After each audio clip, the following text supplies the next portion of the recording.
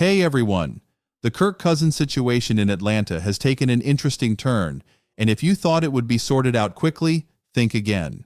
Let's dive into what's happening, and I want to hear your thoughts too.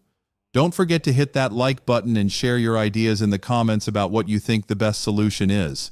A new report from Albert Breer at Sports Illustrated says that Cousins isn't in a hurry to accept a trade. In fact, we might have to wait until draft weekend before anything really changes. Just think about that for a moment. This means the Falcons could head into the NFL draft with Cousins still on the team, even though they've made it clear that Michael Penix Jr. is their future star. So, why hasn't a deal happened yet? And what does this mean for the Falcons moving forward? Let's break it down. Breer's report gives us a hint about why Cousins is holding off. It all goes back to last April when the Falcons surprised him by drafting Penix Jr. with the number 8 pick. Remember, Cousins signed with Atlanta believing he would be the main guy, the leader of the team for a few years. But that dream was shattered on draft night when they picked his replacement before he even got a chance to play. Now, Cousins isn't going to let that happen again. According to Breer, Cousins wants to wait until after the draft to consider a trade. Why? It's simple. He wants to avoid ending up in the same situation again, going to a team that drafts his replacement right away. Imagine this. Cousins agrees to a trade with the Browns for a fresh start. But then, on draft night, Cleveland picks Shedeur Sanders second overall. Suddenly, Cousins finds himself back where he started, waiting for the rookie to take over. That's exactly what he's trying to avoid, which is why this trade might not happen until after the draft. Now, the big question is, what should the Falcons do? Keeping Cousins around doesn't really make sense. Let's be honest, he doesn't want to be in Atlanta. He even went to owner Arthur Blank and asked to be traded. So why keep him in a locker room where he's unhappy? For the Falcons, it's not just about the money. Trading Cousins won't free up a lot of cap space. But trading Cousins wouldn't just be about the money. It would also remove a big distraction. Michael Penix Jr. doesn't need to spend his rookie season with a veteran quarterback who doesn't want to be there. He needs a backup who is excited about the role and ready to help him grow. So, what's the solution? A quarterback swap. The Falcons should consider trading Cousins for another backup quarterback, someone who is happy to be QB2. There are 3 teams that could be great options. First up, the Cleveland Browns. They just traded for Kenny Pickett, but what if they decide he's not the right fit? The Browns could trade him to Atlanta, turning a 5th-round pick into Kirk Cousins. This way, Cousins gets a chance to compete for a starting job, and the Falcons get a backup who won't create tension in the locker room. If not Cleveland, how about the New York Giants? Let's say Aaron Rodgers signs with the Steelers, and Russell Wilson goes to Cleveland. That would leave the Giants in need of a quarterback. Would they feel comfortable with just Jameis Winston and Tommy DeVito? Probably not. In this case, DeVito could come to Atlanta as the backup, while Cousins gets a shot at starting in New York. Finally, there's the Pittsburgh Steelers. If they miss out on Rodgers and Wilson, could they see Cousins as their best option? If that's the case, Mason Rudolph could be part of a trade, bringing a backup to Atlanta while sending Cousins to Pittsburgh. This kind of move makes a lot of sense for everyone involved.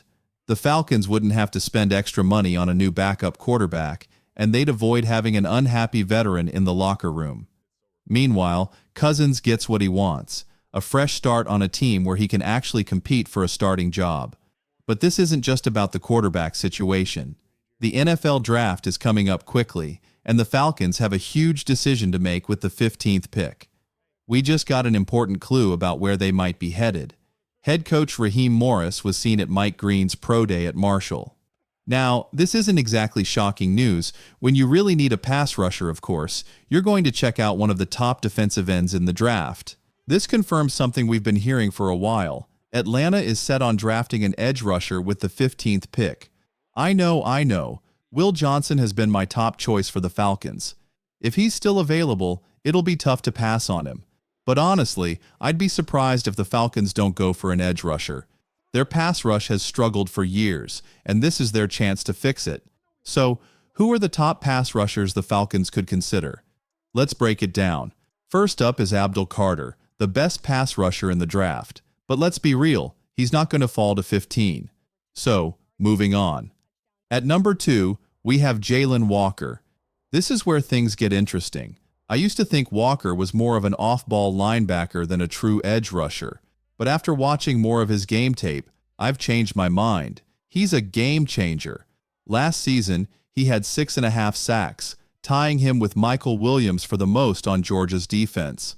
While he might not be a pure edge rusher yet, he has the potential to develop into one at the next level. Think about Micah Parsons. He started as an off-ball linebacker at Penn State and is now one of the best pass rushers in the NFL. Walker has a similar build, and if he adds a bit more muscle, he could be a powerhouse for Atlanta. At number 3, we have Mike Green, who led the entire country with 17 sacks last season. That kind of performance is hard to ignore. Some scouts are cautious because he only had 1 year of standout production, but if you watch the tape, it's clear he knows how to get to the quarterback. At number 4 is Michael Williams, a more traditional edge rusher. He faced some injuries last season, but if he stays healthy, he could become a top pass rusher. Finally, at number 5, we have James Pierce Jr. He's one of the fastest edge rushers in recent history, running a sub 4.5 40-yard dash. If the Falcons want pure speed off the edge, he could be their guy. So, what should the Falcons do? They're focused on drafting an edge rusher at pick 15, but what if the draft doesn't go their way? If Abdul Carter, Jalen Walker, and Mike Green are off the board early, should Atlanta reach for a lower-ranked pass rusher or make a move, like trading up or down to get the right player? Moving up might cost them a second-round pick or even a future first-round pick. But if general manager Terry Fontenot and coach Raheem Morris believe that one elite pass rusher could change the defense, they might have to go for it. On the flip side, trading back into the 20s could still allow them to grab a solid pass rusher like James Pierce Jr. or Michael Williams, while also gaining extra draft picks. Teams like the Cowboys, pick 24, Dolphins, pick 21, or Chiefs, pick 32, might be looking to move up, giving Atlanta a chance to take advantage of the situation. But here's the wild card. What if Will Johnson is still on the board at pick 15? The Falcons definitely need a pass rusher, but Johnson is the best cornerback in the draft. Imagine pairing him with A.J. Terrell and Jesse Bates.